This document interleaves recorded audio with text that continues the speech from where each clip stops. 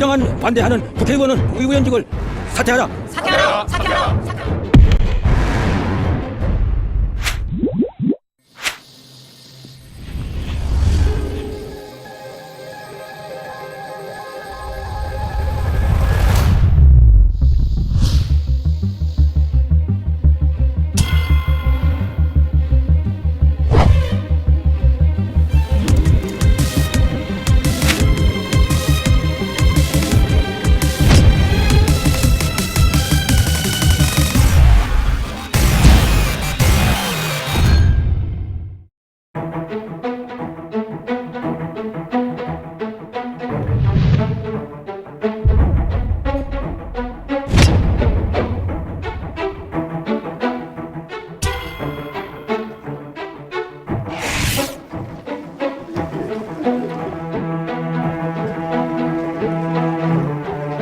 개정안 반대하는 국회의원은 의원직을 사퇴하라. 사퇴하라! 사퇴하라! 사퇴하라!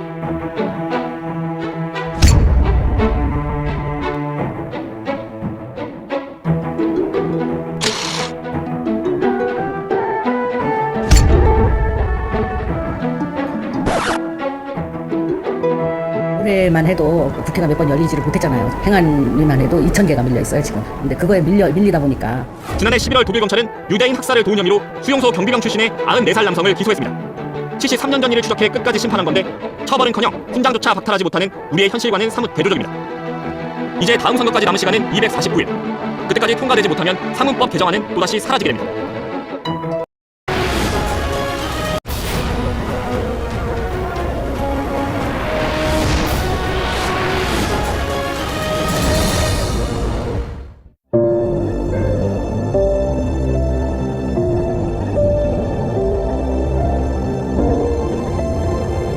경기도 남양주시에 있는 마석 모란공원.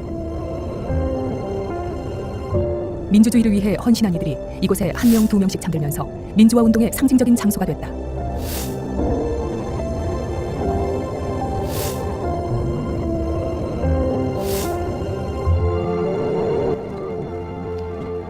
문익환은 통일운동과 목회자 활동으로 국민훈장을 받았고, 김근태는 복지부 장관을 지낸 공로로 근정훈장을 받았다. 그러나 민주주의에 기여한 공로 그 자체로 서운을 받은 사람은 없었다. 40년을 민주화와 노동운동에 헌신했던 이소선은 아들 전필과 나란히 잠들어 있다. 부모의 유언을 받아서 자식이 행하는 경우인데 이제 전태일과 이소선 어머니 같은 경우는 그 반대적인 삶을 살았잖아요. 즉 전태일의 유언을 받아서 이소선 어머니가 한평생을 이렇게 살아온 그런 부분들인데, 지난 2011년 이명박 정부 시절 민주화운동 기념사업회는 이소선에 대한 훈장 수여를 건의했다.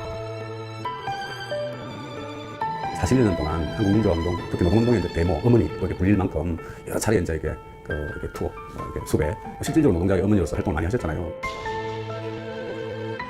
하지만 당시 담당 공무원들은 이소선이 누구인지도 모르는 눈치였다고 한다. 전태일 열사는 누구나 다 알고 또 저기 훈장을 추수할 만한 분이라고 보지만 또 전태일 어머니는 다르지 않냐. 행안부가 수여를 거부했습니다. 혹시 장관께서는 이 수여 거부 이유에 대해서 알고 계십니까? 아직까지 상세하려고 파악 못 해봤습니다. 예. 대한민국의 민주주의는 독재에 저항하면서 희생을 감수한 국민들이 지켜왔다. 그러나 정부 수립 이후 수여된 72만 건의 훈포장 가운데 민주주의에 기여한 공로로 서운을 받은 사람들은 거의 없었다. 대한민국의 서훈은 독재에는 관대하고 민주에는 인색했다.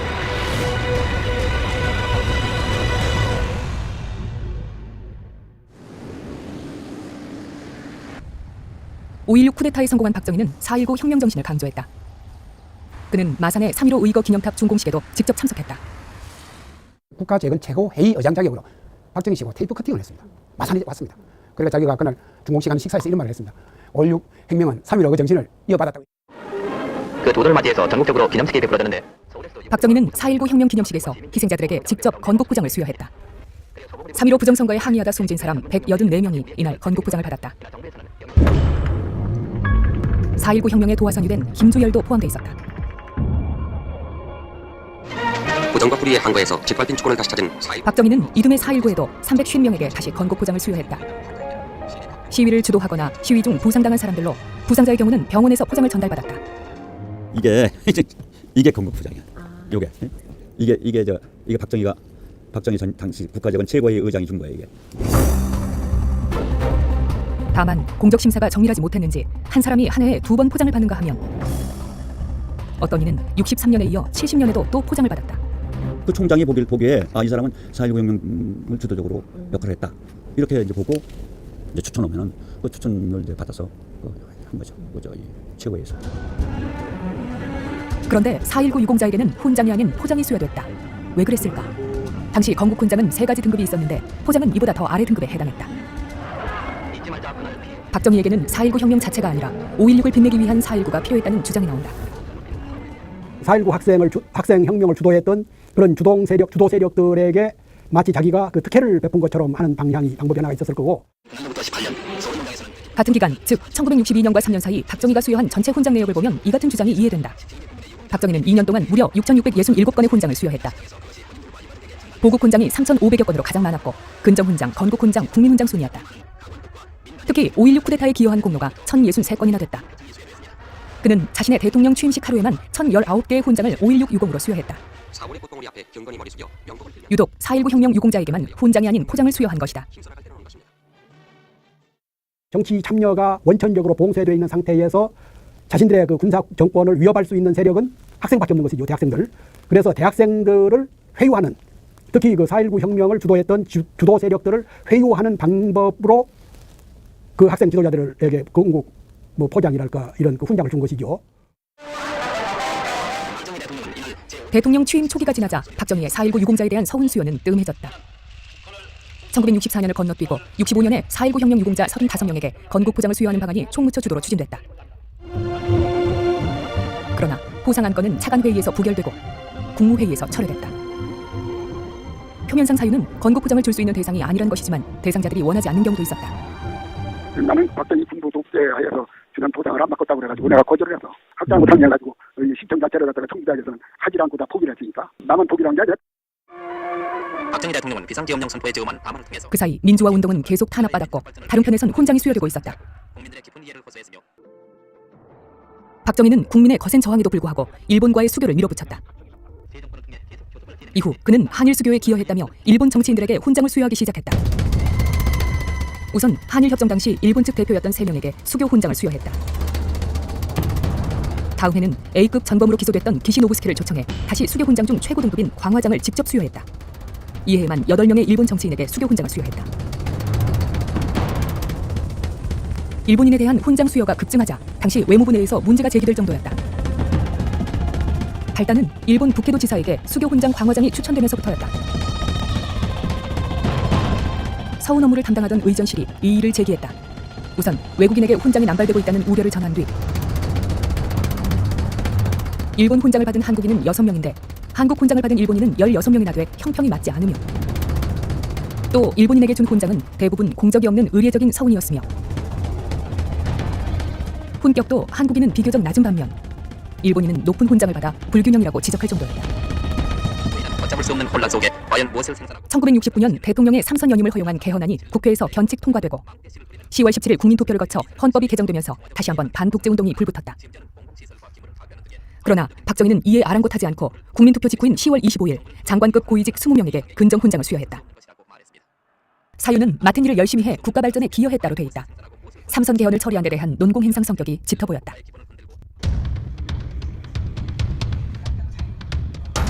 그렇다면 박정희 본인은 과연 몇 개의 훈장을 받았을까? 전체 훈장 데이터를 분석한 결과 모두 14개의 훈장과 포장을 받은 것으로 나왔다. 대한민국 서훈 역사에서 최다수 훈자로 파악됐다. 박정희는 한국 전쟁 중 그리고 직후에 모두 8개의 무공 훈장과 포장을 받았다. 등급 순으로 보면 화랑이 하나, 충무가 무려 4개, 을지가 2개다. 50년대 초중반 거의 매년 무공 훈장을 받았다. 무공 훈장의 사유는 6.25 참전 유공으로만 돼 있다. 박정희가 한국 전쟁에서 어떤 전공을 세웠는지 전쟁사나 그와 관련된 기록 등을 찾아보았지만 어디서도 확인할 수 없었다. 전공이 구체적으로 적시된 건 1956년에 수여된 무공 포장이 유일했다. 한국 전쟁이 휴전에 들어가기 직전 김화지구에서 벌어진 전투에서 적을 섬멸했다는 것이다.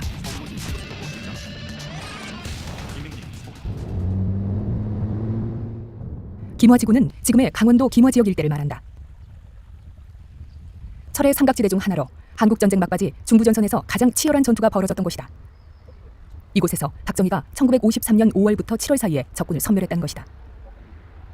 53년도 이제 말기에 김하지구 전투에 박정희 대통령이 참전하셨다는 얘기 혹시 들어보신 적이 있으세요? 박정희 대통령이 그때 5사단 쪽에 있었죠. 5사단. 그건 휴전 후에요. 휴전 후에요? 네. 그럼 휴전 전에 김하지구에서 싸웠다는 얘기 혹시 못 들어보셨나요? 그 얘기 못 들었어요. 당시 전투에 투입됐던 부대의 전우회를 찾아서 수소문했지만 박정희의 전공을 기억하는 사람이 없었다. 여기 쓰시는 거예요? 박정희 대통령이 여기서 군대 생활했다고 들었어요? 그러니까 죽고 전이잖아요. 이 지역에서 군대 생활했다는 소리 들어봤나? 못 들었는데. 오랫동안 박정희를 연구한 조갑제에 따르면 대령 박정희는 1953년 2월 16일 전라도 광주에 있는 2군단 포병단장에 임명됐다. 2군단 포병단이 전방으로 투입되자 5월 9일부터는 역시 광주에서 3군단 포병단장을 맡았다. 확실한 것은 휴전 직전까지 박정희는 3군단 포병단장이었다는 것이다.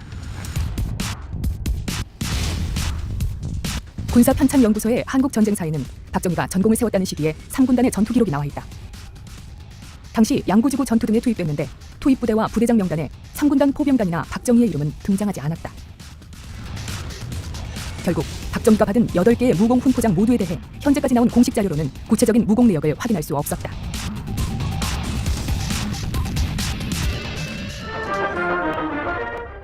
대통령이 된 박정희는 대통령으로서 무궁화 대훈장을, 국가재건 최고회의 소속으로 보국훈장 통일장을 동시에 받았다. 5.16 군사혁명을 영도하여 사회 각 분야의 구학을 일소하고 재관시책을 수행하는 등 복지국가 건설과 백년 대계를 위한 재건 사업에 공헌했다. 다음해 취임 1주년에는 무공훈장 중 최고 등급인 태극 무공훈장을 또 받았다. 사유는 1년 전 받은 보국훈장과 같았다. 군사혁명을 영도하여 국가안전보장에 공헌했다. 사실상 같은 사유로 2번 셀프 서운을 한 것으로 모양새가 이상했는지 2번째는 소속이 육군본부로 돼 있다. 그는 또 1964년 독일을 방문하여 국위를 선양했다며 1975년에는 정상외교를 잘했다며 수교훈장 광화장을 스스로에게 수여했다. 마지막 14번째 서훈은 사후에 수여된 건국훈장 대한민국장이었다. 권력에 대한 본인이 늘 그 권력에 대한 그런 집착성이 있으니까 사실 자기가 자기한테 훈장 준다는 건 어떻게 보면 내가 좀 개면적인 일 아니겠습니까? 훈장이라는 것이 자기의 어떤 활동의 정당성을 확보하는 논리가 되지 않았을까 하는 생각이 드네요. 저도 그건 처음 하는 얘기인데 14개나 받았다는 거는 엄청 받았네요. 훈장 14개로 최고 기록을 세운 사람이 박정희 이외에 한 명 더 있었다. 총무처 장관을 지낸 김용휴였다. 12.12 군사반란 당시 국방차관이었던 김용휴는 하나회를 견제하려던 정승화가 전두환을 보안사령관에서 동해안 경비사령관으로 좌천시키려는 정보를 전두환 측에 사전에 누설해 전두환이 거사일을 앞당겨 반란을 성공시키는 데 기여한 인물이었다. 12월 13일 아침이 밝아오면서 하수부 장성들은 승자처럼 보였다. 마침내 군권을 장악하고 눈부신 이름으로 떠오르는 신군부. 그러나 15년 후 역사는 그들이 반란군이었다는 결론을 내리고 있다. 12.12 군사반란의 성공을 자축하며 보안사 앞에서 기념 촬영을 한 반란의 주역 34명. 이 가운데 12.12 군사반란과 5.18 내란 재판에서 3년 이상의 형을 받은 12명의 서훈은 모두 취소됐다. 다만 전두환, 노태우가 대통령으로서 받은 무궁화 대훈장은 제외됐다. 그렇다면 나머지 22명을 포함해 군사반란과 내란에 가담했던 사람들의 서훈은 정당한 것일까? 백운택은 12.12 당시 정승화 연행을 제거받기 위해 최규하를 압박한 6명의 장군 중 한 명이다.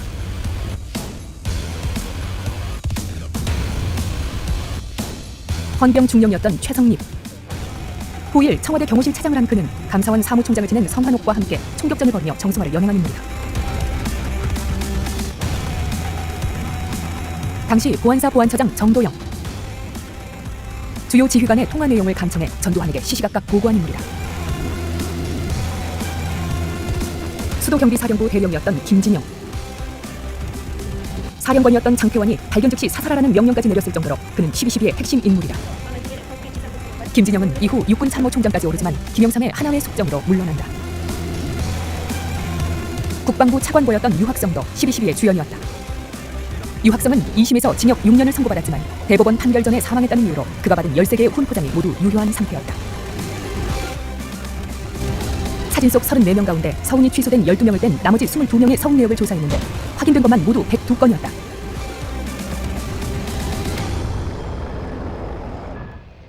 군사반란 이후 신군부는 광주에서 민주주의를 요구하는 시민들을 무차별 살상했다. 10여일 동안 공식 집계된 민간인 사망자만 166명, 부상자는 852명이다. 대통령 자리를 꿰찬 전두환은 군부에 훈장잔치를 베풀었다. 1980년 12월 31일 국가안전보장에 기여한 공적으로 62명이 훈장이나 포장을 받았다. 한 명을 빼면 모두 무공 훈장이다. 다음 해인 81년 4월 2일 계엄 업무와 국가안보를 이유로 다시 101명이 훈포장을 받았다. 특히 광주에 진압군으로 투입됐던 부대의 지휘관들에게 무더기 포상이 이루어졌다.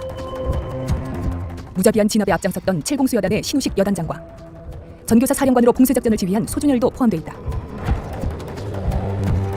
서훈의 종류는 대부분 무공 훈장, 적과 싸워 전공을 세웠다는 것이다.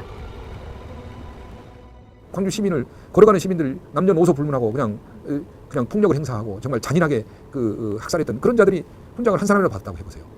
어떻게 그걸 존중할 수 있습니까? 상훈법에 따르면 대상자의 유죄 여부와 관계없이 서훈 당시의 공적이 거짓으로 밝혀진 경우도 서훈을 취소해야 한다. 독재 정권 시절 불법 감금이나 고문 등으로 간첩을 조작한 수사관들은 공소시효가 지나 처벌을 받지 않았다. 그러나 그들이 받은 훈장은 간첩 조작 사실이 밝혀진 만큼 거짓 공적인 경우에 해당돼 현재 취소가 추진되고 있다. 때문에 국가안보에 대한 기여가 실은 반란이나 내란으로 밝혀졌다면 훈장을 취소해야 한다는 주장은 충분한 설득력이 있다. 79년 12월부터 80년 적어도 12월까지 전체 과정에서 거기서 말하는 아주 오래 걸린 쿠데타 그 전체 과정에서 적극적으로 활동을 했던 사람들에 대한 전체적인 조망은 이루어지고 그걸 재평가를 할 필요가 있어요. 그래서 거기에 적절한 그런 상훈 치탈이랄까 그것은 철저히 할 필요가 있어요. 특히 광주 민주화운동 진압공로로 수여됐던 서훈은 5.18 특별법에 따라 무조건 취소해야 한다. 그러나 지금까지 공적의 광주 진압작전을 뜻하는 충정작전이 명시된 서훈만 취소됐다. 전남도청 앞에서 시위 진압 중 사망한 경찰관 4명에게 수여된 훈장은 여전히 취소되지 않고 있다. 5.18 진압군에게 수여된 훈포장은 더 있을 가능성이 매우 높다. 아무런 저항을 할 수 없는 그 결박되어 있는 상태의 사람에게 그런 가혹행위를 해서 죽지 않아도 될 목숨을 살인을 했어요. 그런 사람들한테 나라의 훈장이 내려지고 그런 군인한테 군인이 표창을 받고 그렇다라고 한다면 그 나라의 국격은 도대체 어떻게 정해지는 것입니까? 훈장을 받은 사유를 묻는 질문에 당사자들은 한결같이 답변을 회피했다. 훈장 관련해서 프로그램을 만들고 있는데 네, 아니 나 그런 거 필요 없어요. 하지 말아요. 선생님 맞으시나요? 예. 내가 그래서 기가 어두가 잘 말을 알아들을 수 없네. 굉장히 그 일정이 어려워질 것 같으세요? 힘드실 것 같으시죠? 대한민국군의 차세대 주역들을 키우는 사관학교에 군사반란과 내란의 주역들이 나타나 건재함을 과시하는가 하면 전 대통령이 사망한 경우는 대부분 국립현충원에 묻히는 예우를 받고 있다. 대한민국 현대사는 독재에 맞선 민주화 투쟁의 역사이기도 하다. 오랜 세월 국가 사원의 권한은 주로 독재자의 손아귀에 있었다. 민주주의를 위해 몸을 던진 국민들에게 훈장은 침묵했다.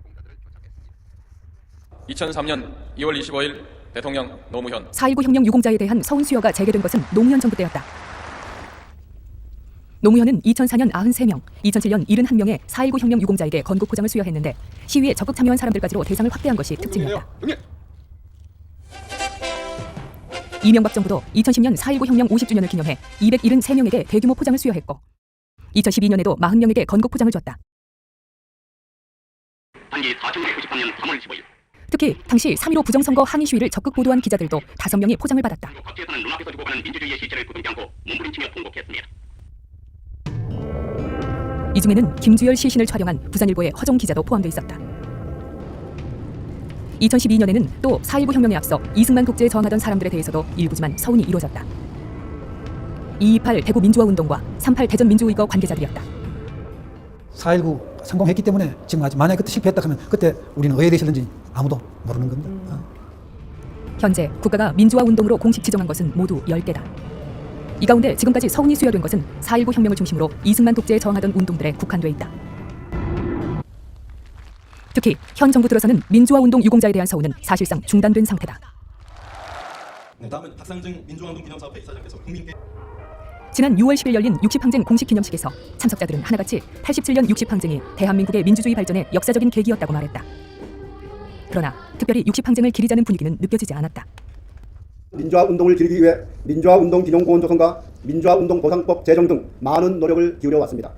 앞으로도 민주주의 발전과 국민 권익의 신장을 위해 최선의 노력을 다할 것입니다. 이날 서울 성공회 성당에서는 민간 차원에서 별도의 60항쟁 기념 행사가 열렸다.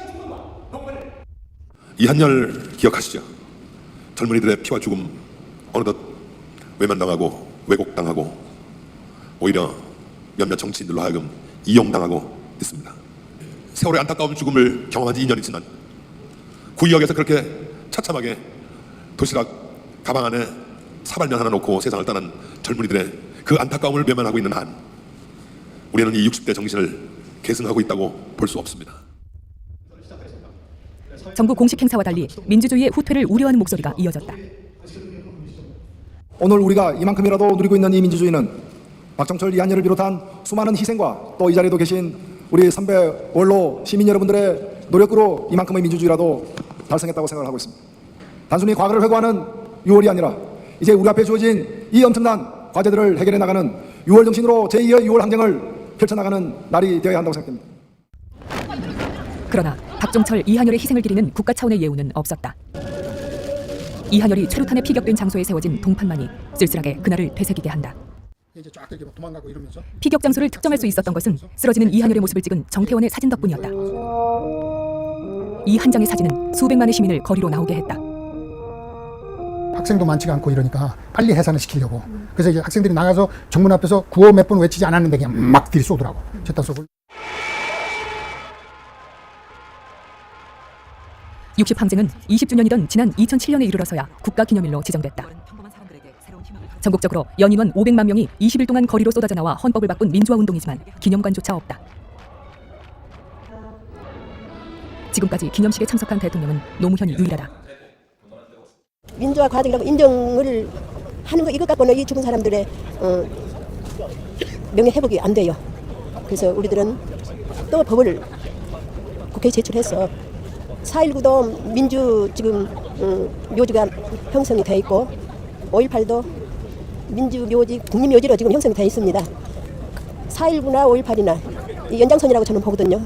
그렇기 때문에 이 사람들도 정부에서 거기에 준한 예우를 해야 된다. 현재 헌법이 있게 만들었던 60 항쟁에 불을 지폈고 또 6.29 선언의 도화선 역할을 했던 이한열 열사를 비롯한 다수의 그 민주화 운동 유공자들은 현재까지 포장을 받지 못하고 있다고 합니다. 이 이유에 대해서 혹시 알고 계신 바가 있습니까? 그러니까 제가 거기서 상세한 파묻혀 왔습니다만은 수공이라든가 그 내용에 충실하게 되면 충분히 받을 자격이 있는 걸 알고 있고요. 이 문제 관련해서는 관계부처하고 또 관계기관들하고 한번 협의하도록 하겠습니다. 노무현 이명박 정부 당시 4.19 혁명 유공자에 대한 서훈을 추천했던 보훈처는 그러나 지금은 미온적으로 돌아섰다. 정부는 김주열 열사의 숭고한 뜻을 높이 사서 1962년 건국포장을 추수한 바가 있죠. 저거 확인해 보겠습니다. 예. 예. 그리고 국가가 지정한 민주화 운동인 6월 항쟁과 관련해서 이한열 열사도 당연히 건국포장 대상이 될 수 있다고 보는데 보훈처가 추천할 의향은 혹시 있으십니까? 예, 확인해 보겠습니다. 예. 하겠다는 거죠? 소선 여사가 서훈이 거부가 됐는데 그 서훈이 안 되는 이유가 무엇인가요? 그걸 자꾸 이렇게 갑자기 와서 이렇게 들이하지 말고 아까 국회에서 얘기했잖아요. 동식적으로 보훈처에 이렇게 제안을 하시면 저희가 검토해 볼 테니까. 뉴스타파는 행정자치부와 국가보훈처에 여러 차례 취재와 인터뷰를 요청했다. 저희가 지금 첨언관이 정도 없어서 아까 확인 못했는데 전화는 제가 오후에 한번 다시 드릴게요. 저희가 좀 보고 있고요. 다만 저희가 이거를 인터뷰에 응하기는 조금 쉽지는 않을 것 같아요. 문제가 있으면 문제가 있다고 인정을 하시거나 아니면 이런 문제는 문제가 아니다라고 반박을 하시거나 뭔가 있어야. 내일 뭐 다시 한번 통화할까요, 그러면은? 이후 일주일 넘게 아무런 답변이 없었다. 공이 있는 사람에게는 보상을 하고 죄를 저지른 사람에게는 벌을 준다. 이것은 망고의 법칙이거든요. 그리고 이런 것이 국가 체제를 운영하는데 기본 그 상식이 돼야 되고 정신이 돼야 되는 겁니다. 근데 상 받을 사람에게는 벌을 주고 벌 받아야 될 사람에게는 상을 준다 그러면은 그런 그 사회가 지탱할 수는 없죠. 그런 사회의 정의나 법이 윤리와 도덕이 어떻게 운영되겠습니까?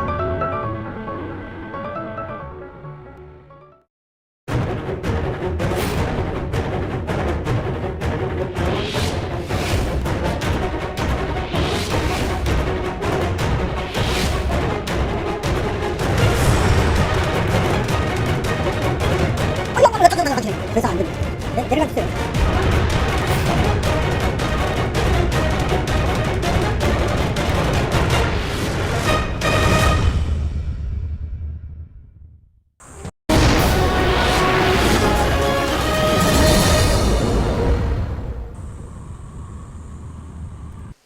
경상남도 고성.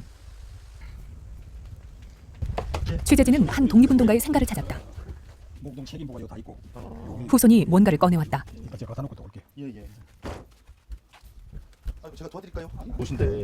여기 지금 유독 눈에 띄는 사진 한 장. 뼈만 앙상하게 뼈만 앙상하게 남은 남자는 바로 그의 아버지 심재인이다. 일제강점기 일경에 체포돼 3년의 옥고를 치른 직후 모습이다.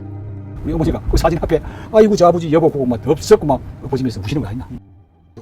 1930년대 일본 유학을 간 20대 청년. 그러나 일신의 영달을 버리고 조국 독립을 위해 투신했다. 그의 앞길은 온통 가시밭길이었다. 심재인에겐 사후 수십 년이 지난 1990년이 돼서야 건국훈장 애국장이 추서됐다.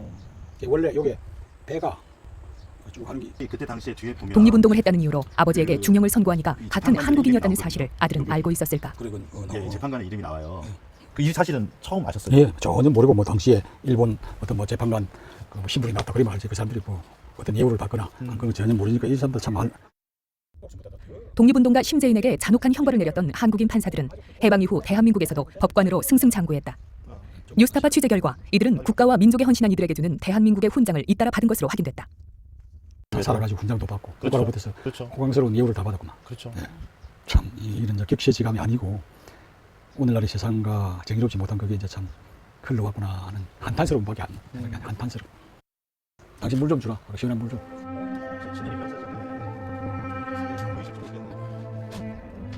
조국 독립에 몸을 바친 애국자들은 비참한 삶을 살아야 했고 침략자의 편에 선 친일파들은 오히려 영광을 누린 배반의 역사. 바로 대한민국 훈장의 역사가 이를 증거한다. 과거에 설사 친일 행적이 있다 할지라도 대한민국 정부가 자기네들을 공로로 인정했다는 얘기는 일종의 면죄부를 발급한 거죠. 박정희로서는 자기의 우군이 어느 때보다 필요한 시기였을 겁니다. 뉴스타파는 지난 넉 달 동안 대한민국 훈장을 받은 친일 인사들의 행적을 추적했다. 그리고 그 명단 222명을 최초로 공개한다.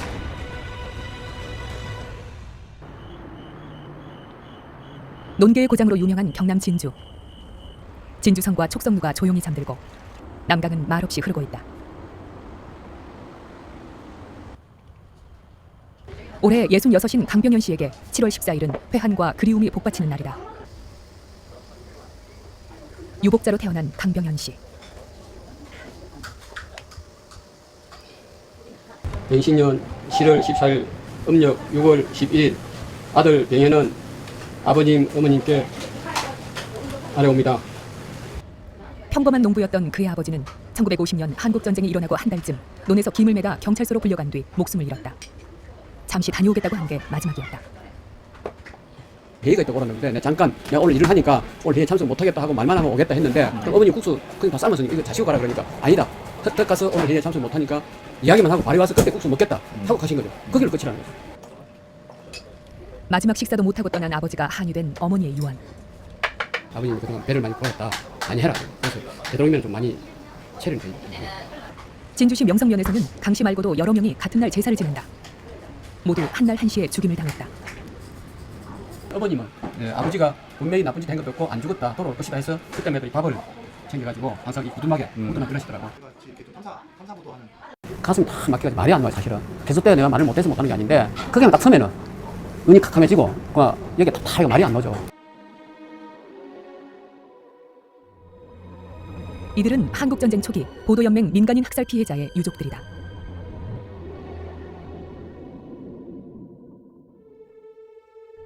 (1950년 7월부터) 진주시 명성면 일대 야산은 붉은 피로 뒤덮였다. 정오 무렵 굴비 엮듯 전깃줄에 꽁꽁 묶인 채 수백 명이 야산에 끌려왔다.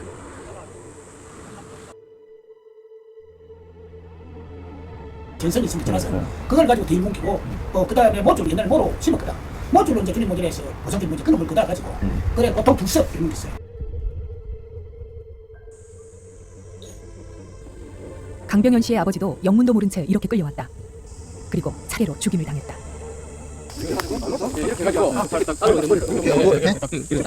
이 장소로 우리가 쏜 거고 이 정도로 쏜 거죠. 이렇게. 그리고 뒤에서 이렇게 통을 이렇게 쏜 거죠. 머리 부분 아니면 머리 부분. 이래가 사살을 한 거죠. 현장에. 그러면 지금 이렇게 돼 있는 게 여기 이렇게 이렇게 이렇게 그렇게 딱. 당시 진주 지역에서 보도연맹 사건으로 학살당한 이는 400명으로 추정된다. 모두 비무장 민간인들이었다. 이거 보도연맹 가입하면 혜택을 많이 준다더라. 가입해라. 뭐 보리도 주고 뭐 비료 주고 뭐 혜택을 많이 준단다. 니 가입해라. 이래갖고 가입 막 시키거든. 발굴된 희생자 유해는 컨테이너로 만든 임시 건물에 수년째 보관돼 있다. 2009년 진실화웨이는 진주 보도연맹 사건을 국가가 저지른 집단 살해였다고 결정했다. 국가는 피해자와 그 가족들에게 진심으로 사과할 것을 권고했다. 그러나 부모를 묘소에 모시지 못한 죄스러움과 한평생 따라다닌 연좌제의 고통은 보상받을 길이 없다. 현재 우리가 사회신청을 하니까 한국에서는 예, 어차피 공사장밖에 해먹을 게 없는 거예요. 나도 한평생이 소 돼지 키우고 농사 짓는 요밖에 못해서 내 새끼들 한 불에 그걸 공무원하게 생각하지 마. 이들을 학살했던 가해자들은 군과 CIC, 경찰이었다. 그리고 유족들 사이에서 한 명의 이름이 나왔다. 오랫동안 가슴에 묻어두었던 공포의 이름이다. 이정용 내 이름을 우리 진주 행동 사건 착자이거든. 그걸 내가 이름을 내가 본 것 같아. 이정용. 그는 학살 당시 진주 경찰서장이었고 진주 지역 보도연맹 이사장을 맡고 있었다. 그 적극상에 있어가지고 진주 지역 같은 경우는 그분 아까 얘기했던 경찰서장의 그 이름이 이제 하나의 담론이 된 거죠. 공포의 담론. 그럼 모든 주민들이 다 기억하고 있는 사실이 돼버린 거잖아요, 그죠? 일종의 학살적 기억이라든가 공포적 기억으로서. 이정용은 해방전 일제 시절부터 경찰이었다. 그는 2009년 친일 인명사전 친일 경찰 부문에 포함된다. 악명 높은 고등계 형사 출신으로 해방 직전 직책은 순사부장이었다. 고등계 형사는 사상범이나 독립운동가를 체포하는 게 주 업무다. 식민지에서 독립운동하는 세력들을 탄압하는데 핵심적인 집단이 고등계 형사들입니다. 그래서 이제 반민특위에서도 고등계 형사의 경우에는 다른 보안계나 이와 다르게 무조건 반민족 행위자라고 간주를 한 거죠. 퇴직 경찰들 사이에선 아직도 그를 기억하는 이가 있다. 그분이 진주 서장을 두 번이나 했고 고향은 사전 사람이고 그래서 그분 덕택으로 사전 사람들이 그냥 마격을 못했지. 일제 고등계 형사 출신 이정용은 해방 후에도 잘 나갔다. 경남 남해경찰서 초대서장을 시작으로 경남 일대 경찰서장 자리를 두루 맡았다. 남해경찰서 대강당. 역대 서장 명단이 걸려있는데 제1대 서장에 그의 이름과 사진이 있다. 이정용은 모두 1200명이 학살당한 진주 형무소 재소자 학살 사건의 핵심 가해자이기도 하다. 2009년 진실화웨이는 이런 보고서를 낸다. 부산 마산 형무소와 달리 진주 형무소 재소자 희생 사건에서는 진주 지역 경찰이 재소자와 보도연맹원들을 살해하는 과정에 직접 개입한 것으로 확인되었다. 경찰서장은 이정용이었다. 조금이라도 위해가 되는 요소들은 빨리 제거를 해버리는 게 낫겠다고 생각했고 그 급박함들이 만들어낸 게 한국전쟁 당시 일어났던 민간 학살이고 굉장히 정광석화 같이 전쟁이 발생한 지 약 15일에서 20일 사이에 많은 사람들을 다 죽일 수밖에 없었던 그런 원동력이 되는 거죠. 이딴 학살 사건 이후 이정용은 1952년 한 해 동안 3개의 무공 훈장과 무공 포장을 받는다. 사람 죽은 거로 생사람 죽은 거 공로를 받아가지고 훈장 받았다면 그거 안 되는 거지. 그렇습니까? 뉴스타파가 입수한 그의 서훈 공적서. 직접적으로 보도연맹 사건에 대한 언급은 없다. 그저 6.25 참전의 유공과 공비토벌 및 민주경찰 구현이라고 짧게 적혀있을 뿐이다. 이정용은 이후 훈장을 3번 더 받았다. 모두 6개의 훈장. 경찰로서는 매우 드문 서훈 이력이다. 비극은 이정용의 사례가 이정용 하나로 그치지 않는다는 점이다. 많은 친일파가 한국전쟁을 통해 반공투사로 변신한다. 이 시기를 지나며 일제강점기 경찰과 군인 출신들이 무더기로 대한민국 훈장을 받게 된다. 수많은 독립운동가를 체포, 고문, 살해한 노덕술. 그는 일제로부터 훈 8등 서보장까지 받았다. 노덕술은 해방 이후에도 계속 위세를 떨쳤다. 뉴스타파는 그가 이승만으로부터 훈장을 3개나 받았다는 사실을 확인했다. 악질 친일 경찰의 대명사 노덕술이 대한민국 훈장을 받았다는 사실이 밝혀진 건 이번이 처음이다. 일제 헌병으로 역시 독립운동가를 고문했던 신상묵도 모두 8개의 대한민국 훈장을 받는다. 악명 높은 일제경찰 출신이 해방 이후에도 이승만 정권의 비호를 받으며 대한민국 훈장을 받은 경우는 모두 17명으로 확인됐다. 그 당시 친일 세력들은 그 해방 후에 이승만한테 같이 이승만을 도와줘야 친일이 처벌을 안 받고 그대로 오히려 이승만 정부가 반공을 내세웠기 때문에 반공을 내세워가지고 살아날 수가 있었습니다. 그래서 이승만 세력은 그 밑에 친일 세력이 같이 결합된 그런 세력이라고 볼 수가 있습니다. 독립군을 잔인하게 토벌하고 고문했던 간도특설대 등 만주군이나 일본군 출신 군인도 마찬가지였다. 동족을 학살한 자들이 해방 이후 구국의 영웅으로 변신했다. 이승만은 백선엽 등에게 최고 등급의 무공 훈장을 수여한다.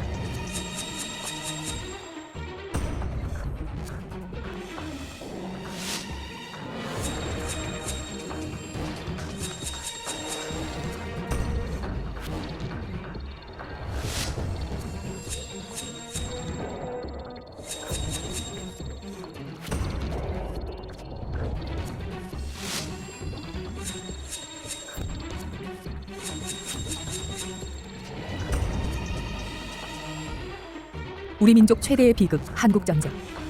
하지만 일제에 부역한 한국인 경찰과 군인 출신들에겐 신분을 세탁하는 절호의 기회가 됐다. 대한민국 훈장을 받은 일본 제국주의 부역 군인 출신은 모두 53명으로 확인됐다. 자기 볼 때는 뭐 과거에 자기 했던 일이 독립운동가를 때려잡은 게 아니라 좌익 사범들을 때려잡았다. 이런 논리를 합리화시켜줄 수 있는 중요한 기회가 됐겠죠. 대한민국 훈장을 받은 친일 경찰과 군인의 상당수는 국가유공자 대우를 받으며 국립현충원에 안장돼 있다. 이들 가운데 상당수는 2009년 대통령 소속 친일 반민족 진상규명위로부터 친일 반민족 행위자로 지정됐다. 국가가 공식적으로 이 사람들은 친일 반민족 행위를 했다. 그것도 그냥 친일 반민족 행위가 아니라 중대한 친일 반민족 행위를 했다고 결정한 사람들이 동시에 대한민국 정부로부터, 대한민국 국가로부터 훈장을 받은 겁니다. 이게 모순되는 거죠. 세상에 어떤 나라가 자기 민족을 배반한 사람들한테 훈장을 줍니까? 친일 경찰 이정용이 받은 마지막 서훈은 1959년 11월이다. 이승만으로부터 근정 포장을 받았다. 그리고 석 달 뒤 이정용은 다시 한번 역사의 전면에 등장한다. 이번에도 가해자였다. 1960년 2월 경무관으로 승진한 이정용은 대통령 선거를 앞두고 경북 도경국장에 부임한다. 지금의 경북지방경찰청장이다. 당시 대구에서는 228 운동이 일어났다. 시위에 참여했던 이들은 이정용의 이름을 분명히 기억했다. 이정용 그래 맞아. 그만 뭐 연대가 밀고 맞는 것들이 있었어. 그러면 실제 보신 적도 있어요? 있지. 도청 옆에 경찰국이 있었어. 그때 그 경찰국장 이름은 기억하죠. 아, 그 당시 예, 경북지사는 오인근 지사였고 경찰국장은 이정용 씨였어요. 이정용은 이후 1960년 3월 경남 도경국장으로 자리를 옮긴다. 그리고 4월 19일 부산진 경찰서 앞, 부산에서도 3.15 부정선거에 항의하는 시위가 불길처럼 번졌다. 경찰서 건물 옥상엔 경찰 저격병들이 배치됐다. 그게 그때는 이 3층이 1층, 2층, 3층 여기 지금 5층 특인데 그때는 별로 높지도 않았어. 거기서 경찰들이 총 쏘는 거죠. 밑에 다 보이거든. 또다시 역사 앞에 가해자의 총구가 겨누어졌다. 오후 3시 반쯤 경찰이 발포를 시작했다. 4, 59날 오후에 그렇게 뭐 총사시장 그때 사람들 쓰러지고 막 다치고 막 이랬거든. 예. 그래 막 전시자 병원에 막 난조 자리가 없고 그랬어요. 이날 12명이 숨지고 50명이 다쳤다. 발포 명령자는 이정용. 그는 4.19 혁명 이후 최인기, 홍진기 등과 함께 체포됐고 징역 10년형을 구형받는다. 주권을 침해당한 국민들이 맨주먹으로 항의하는데 부정선거를 주동했던 경찰이 총구리를 겨누어 12명의 사망자와 50여 명의 부상자를 내게 했음은 그 죄가가 막중하다. 일제강점기엔 침략자 편에서 해방 이후엔 독재에 부역하며 승승장구했던 친일 경찰의 말로다. 이정용은 이후 역사에서 자취를 감췄다. 훈장의 기록에도 더 이상 등장하지 않는다. 장면 정권이 처음부터 의도한 건 아니겠지만 결과적으로는 그렇게 되어버렸습니다. 그래서 경찰 상층부에 있던 친일 경찰이 대부분 숙정됐거든요. 친일 경찰 이정용이 사라지듯 훈장의 역사에서 오욕의 기록도 사라졌을까? 이승만이 친일 경찰과 군인을 독재 기반으로 활용하며 이들에게 대거 훈장을 줬다면 5.16 쿠데타로 권력을 잡은 박정희는 보다 폭넓게 친일 인사들을 이용하기 시작했다. 자연히 친일 인사들에 대한 서훈도 교육, 경제, 문화, 예술 전 분야로 확대됐다. 친일 인사들로 볼 때는 자기의 과거 식민지대에 했던 그 잘못과 치부를 가려주는 효과가 있고, 박정희 정권으로 볼 때는 당시 군사 쿠데타를 일으켰기 때문에 뭔가 정당하고 합리적인 논리가 필요한 것이죠. 친일 반민족 행위자가 대거 교육 공로자로 둔갑했다. 민영휘는 민족을 배반하고 일제로부터 귀족 자기와 막대한 은사금을 받았다. 그런 그가 1964년 11월 휘문고를 설립했다는 명목으로 국민훈장 모란장을 수여받는다. 세상을 뜬 지 30년 만에 박정희에 의해 대한민국의 교육 공로자가 된 것이다. 뭐 아시겠지만 친일이나 이런 부분도 이제 얘기가 되고 있고 그런 부분도 있거든요. 또 오히려 좋은 기회가 된다면 또 이렇게 뭐 입장을 바뀔 수도 있고. 민영휘가 대한민국 훈장을 받던 그날 또 다른 친일 반민족 행위자 3명도 국민훈장을 받았다. 조선총독부 중추원 참의를 지낸 김원근, 일제에 협력한 대가로 각종 보상을 받았다. 그런 그에게 일제강점기 때 학교를 설립했다는 이유로 국민훈장 동백장이 주어졌다. 김원근은 학교를 설립한 공로로 일제로부터 2차례 교육 포상을 받기도 했다. 각종 친일단체에서 일제의 침략전쟁을 찬양했던 성신여대 설립자 이숙중,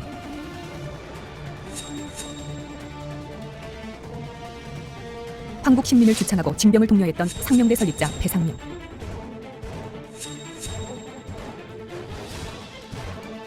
박정희가 직접 친일 반민족 행위자 4명에게 국민훈장을 수여했던 그날 식장에는 스승의 노래가 울려 퍼졌다. 동아일보는 교육에 평생 바친 선생님들을 길이 새겨 훈장 수여라고 기사를 썼다. 일제에 전투기와 거액의 국방비를 헌납했던 친일 경제인들이 대한민국 서훈대열에 합류한 것도 박정희 집권 시기였다.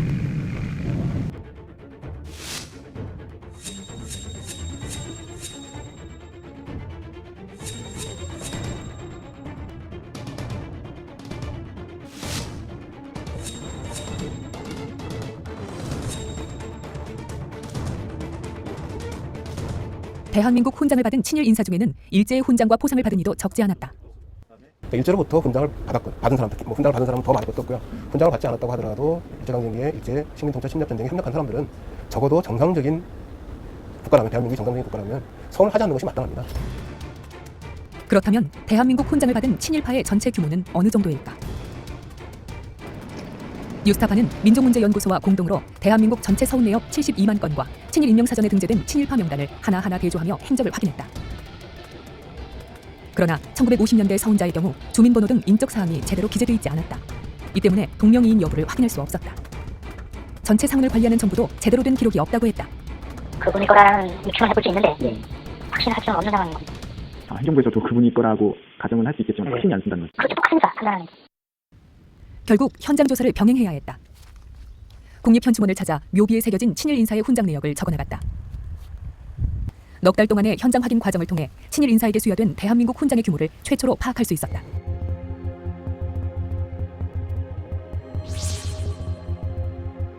(1905년) 덕수궁 고종의 집무실이던 중명전. 이곳에서 강제로 을사늑약이 체결됐다. 이후 수많은 친일단체와 통치기구가 만들어졌고 친일파들이 특세하기 시작한다.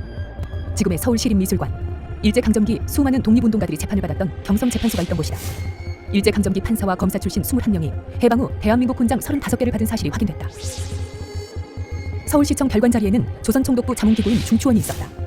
중추원 참의와 조선귀족 6명이 대한민국 훈장을 받았다. 서울시청, 일제강점기에는 경성구였다. 이곳에서 애국부인회 등 많은 친일단체가 만들어진다. 친일단체 간부 출신 26명이 37건의 훈장을 받았다. 서울특별시 의회, 부민관이었다. 친일예술활동이 펼쳐진 곳, 친일예술인 43명이 66개의 훈장을 받았다. 세종로 정부청사 자리엔 조선보병대가 있었다. 일제군인 출신 53명이 180개의 훈장을 받았다. 도로 반대편 주한 미 대사관을 지나 작은 공원 자리. 70년 전에는 경기도 경찰부가 있었다. 일제 경찰 출신 17명이 41개의 훈장을 받았다. 광화문. 식민통치의 본산 조선총독부가 있었다. 일제 관료 출신 31명이 42개의 대한민국 훈장을 받았다.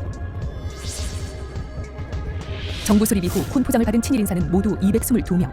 이들은 모두 440건의 훈장과 포장을 받은 것으로 확인됐다. 정권별 친일 인사 서훈 건수를 보면 이승만 집권 시기 162건, 박정희 집권 기간에 206건이었다. 이어 전두환 28건, 노태우 22건, 김대중 7건, 노무현 정부에서 2건이 수여됐다. 이승만과 박정희 두 대통령의 집권 시기에 친일파에게 준 훈장은 모두 368건으로 전체의 84%가량을 차지했다. 특히 친일파들에게 대한민국 훈장을 준 것은 5.16 쿠데타 직후인 1962년과 1963년에 집중됐고 1970년에도 많았다. 이때가 정치적으로 상당히 큰 변동기인데 이때 박정희로서는 자기의 우군이 어느 때보다 필요한 시기였을 겁니다. 이런 상황이 극명하게 드러난 분야가 바로 교육 분야였다. 뉴스타파는 서울에 있는 대학 가운데 친일 인사 중 대한민국 훈장을 받은 사람이 설립했거나 총장을 지낸 곳을 집계했다.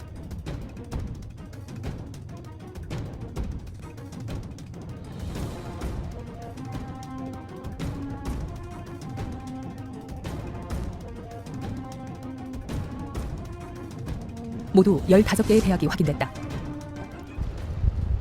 뉴스타파는 이들 학교를 찾아 설립자 등이 훈장을 받은 사유가 무엇인지 물었다.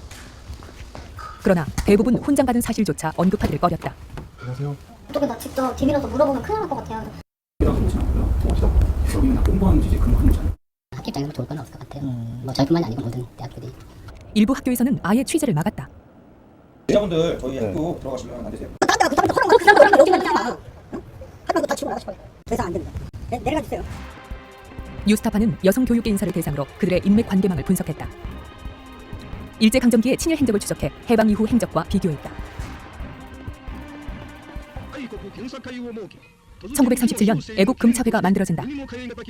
친일파 박흥식의 부인 등이 참여한 이 단체는 금비녀까지 바치며 일제의 침략 전쟁을 적극 지원한다. 이 친일단체의 간사와 발기인에 고환경 등 6명이 참여했다. 이들 6명의 관계는 또 다른 친일단체인 구인문제연구회로 그대로 옮겨간다. 1941년 최대 친일단체인 조선임전보국단이 결성되고 7명이 구인대 지도위원회에 참여한다. 이들은 황국신민을 강조하며 징병을 독려하고 근로정신대에 갈 것을 주창했다. 거기에 있는 학생들을 근로정신대로 가나가라고 저기 해가지고 그 말 듣고 이제 갔다가 돌아온 사람이 있었어요. 그래서 이제 그 사람이 이제 거기 나중에 만나면서 선생님 그때 왜 우리한테 거기 가라고 했습니까? 하고서 항의했다는 그런 얘기도. 근데 그런 것들이 있었지만 전부 숨긴 거죠. 해방 이후에도 이들의 행태는 변하지 않는다. 충성의 대상이 일본 왕에서 박정희로 바뀌었을 뿐이다. 이들이 이사장과 총장으로 있던 대학들은 박정희 정권이 내세운 전체주의적 교육 정책을 충실하게 따른다. 일왕을 위해 전쟁터로 나가라고 주장했던 배상명은 이제 여대생들에게 군사교육을 시킨다. 이런 훈련을 통해서 여대생들은 일단 유사시 구호 활동의 중요성을 일깨우면서 국토방위에 대한 사명감을 굳건히 했습니다. 한국 신민을 강조했던 서울여대 초대총장 고환경. 5.16 쿠데타 직후 재건국민운동본부에 참여했고 친독재의 길을 걷게 된다.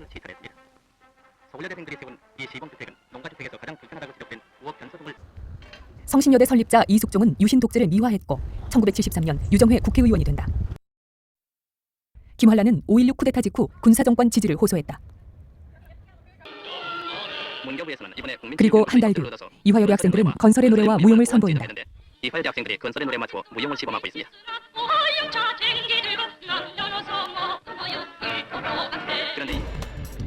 그래서일까?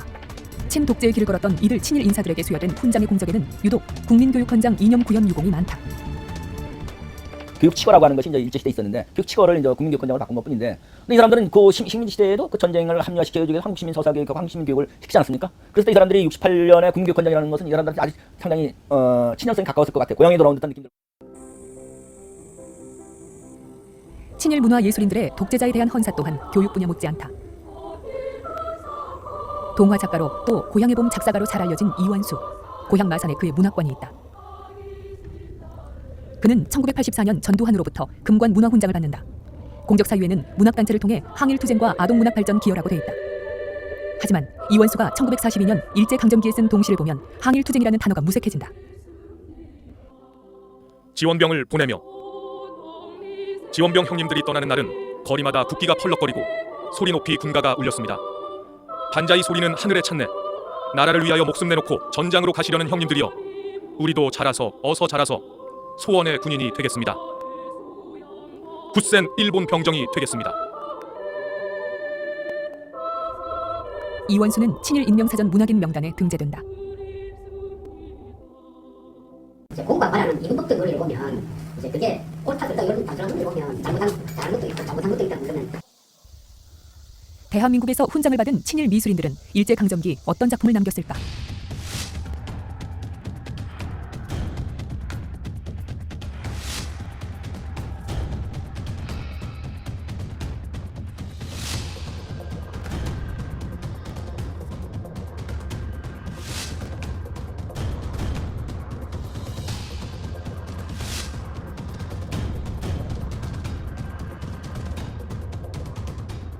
천황을 위해서 이제 조선인으로서 대동아 공영을 위해서 전쟁에 참여한 것을 찬양하고 독려하는 그런 내용들이죠. 아주 적극적인 친일이라고 봐야죠. 잘 알다시피 이제 독재 정권, 군사 정권, 이런 파시즘 정권 아래에서 이제 친정부적인 그런 삶으로 이제 일관하면서 자연히 이제 훈장들을 문화 훈장들을 다 받게 됐다 봐야죠. 그렇다면 친일 음악인들은 어떨까?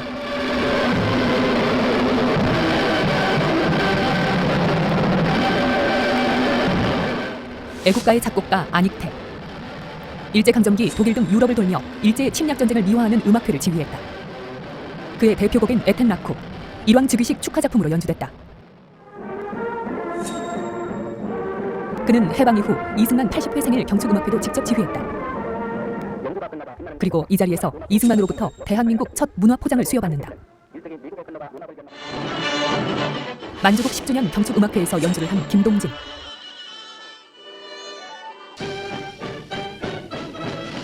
그는 해방 이후 박정희를 위해 조국 찬가를 작곡한다. 5.16 쿠데타 5주년 음악회, 1967년과 1971년. 김동진은 1973년 국민훈장 모란장을, 2000년에는 은관문화훈장을 받는다. 김성태 쌤이나 김동희 쌤도 다 만주에서 활동하신 분, 일본어가 다 되시고 그 만주 활동 그걸 통해서 서로 공통 분모가 많이 있어서 아마 잘 이해하시는, 서로 잘 통했기 때문에 그렇게 위촉을 많이 받으셨지 않았을까.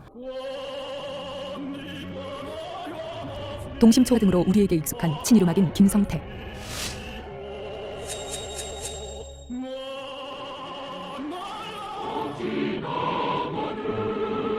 그는 5.16 쿠데타 이후 박정희 정권을 위해 재건의 깃발 아래에서를 발표했고 1972년 박정희를 찬양하는 대통령 찬가를 작곡한다. 이 노래는 애국가요로 지정된다.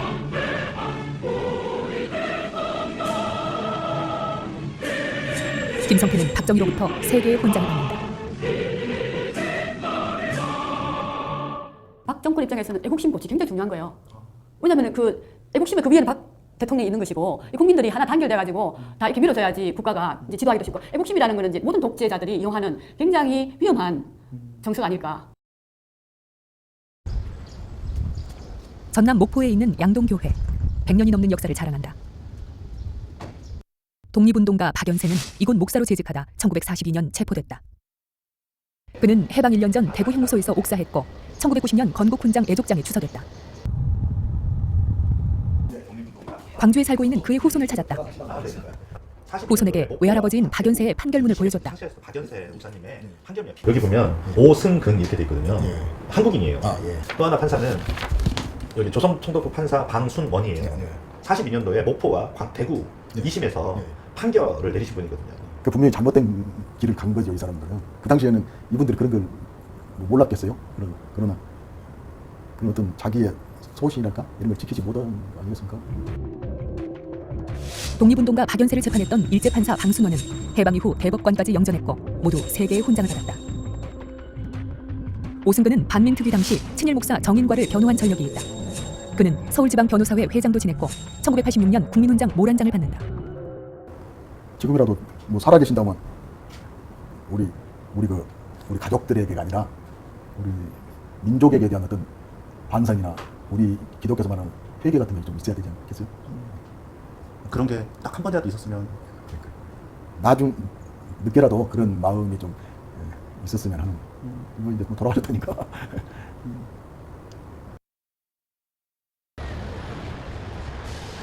뉴스타파는 대한변호사협회를 찾았다. 변협 대회의실에 걸려있는 역대 회장들의 모습. 장우영 회장님. 일제강점기 판사와 검사로 재직했던 친일 판사들이 보인다.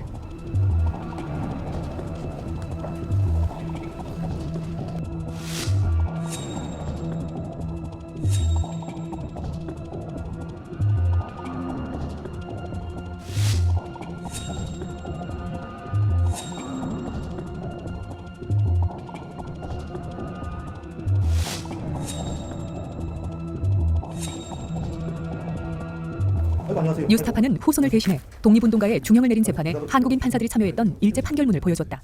그리고 변협 차원에서 어떤 입장을 낼 수 있는지 물었다. 이렇게 나와요. 입장을 좀 말씀을 해주시는 게 한번 털고 가는 게 좋지 않느냐는 생각이 약간 들어요. 지금까지 협회의 입장 기정은 전혀 없습니다. 이 부분을 해결하는 것이 좋겠다는 생각을 항상 있겠지만 그 집행부로서의 그 판단을 쉽게 내릴 수가 있는지. 조국의 독립을 꿈꾸던 20대 식민지 청년이 3년의 옥고를 치르고 난 후의 모습이다. 완전 빼만 남았죠. 그냥 빼에다가 막 그냥 껍질만 붙이는. 어머님이 이걸 보시면서 어떠셨어요? 그 통곡을 30분에 했단 합니까? 여보, 우리 지역에서 이래 계시오 구면에서 통곡을 그어서 1990년도가. 해방되기 2년 전인 1943년. 독립운동가 심재희는 법정에서 한국인 판사들에게 이렇게 외쳤다. 우리들은 조선을 독립하여야 한다고 상의하며 그 실천 방법으로서 우리 조선 청년들은 자기 일신의 영달을 꿈꾸는 것이 아니라 조선 전체의 이익을 위하여 공부도 하며 행동을 해야 한다. 일제사변 이후로 상당한 장기전이 계속되어 일본 국력은 약화될 것이다. 이러한 때 조선 독립의 호기가 온다는 것을 예상하고 그때까지 실천할 행동 계획을 협의하였다. 그러나 한국인 판사들은 독립을 꿈꾼 죄를 물어 징역 4년형을 선고한다. 선고를 내린 나항유는 해방 이후 대법관이 됐고 1962년 근정훈장, 1963년 보국훈장, 그리고 1987년 국민훈장 무공화장 등 3차례 훈장을 받았다. 고재호 역시 해방 이후 대법관까지 올랐고 1983년 국민훈장 무공화장을 받았다. 이들이 훈장을 받은 사유는 민주사법 권위 선양과 인권옹호, 사회정의 실현 등이었다. 제국주의의 식민통치를 받았거나 아니면 제국주의에서 점령을 당했다가 해방된 나라 가운데 민족 팔아먹은 사람들한테 훈장을 주는 사례가 그렇게 흔하지 않더라고요. 근데 대한민국은 그냥 한두 사람 준 게 아니라 상당히 많은 사람들한테 훈장을 줬습니다. 대한민국이 공이 있다고 훈장을 줬는데 그러면 이게 무슨 되는 거죠? 한쪽에서는 대한민국이 세워지는데 공이 있다고 건국 훈장을 주면서 다른 한쪽에서는 친일 반민족 행위를 한 사람들에 대해서도 훈장을 주는 이런 모순된 행태가 나타나고 있는 거예요. 친일파에게 수여된 대한민국 훈장은 어떤 의미였을까? 그것은 친일 행적을 감춰주는 면죄부였고 독재에 부역한 대가였다. 아마도 그 자신이 과거에 했던 잘못된 일에 대한 면죄부라고 생각을 했겠죠. 근데 본인이 반성하지도 않았는데. 네, 그러니까요. 자신이 반성하지도 않는데 이제 정부로부터 국가로부터 훈장을 받으면 아 과거에 내가 했던 일이 결국은 잘못된 일이 아니고 제대로 된 일이었다고 국가가 인정한 거구나라고 스스로의 행위에 대해서 만족하고 뭐 그랬겠죠. 대한민국 68년 그리고 72만 건의 서훈. 대한민국 혼장의 역사는 청산되지 않은 친일의 역사 그리고 독재의 역사이기도 하다.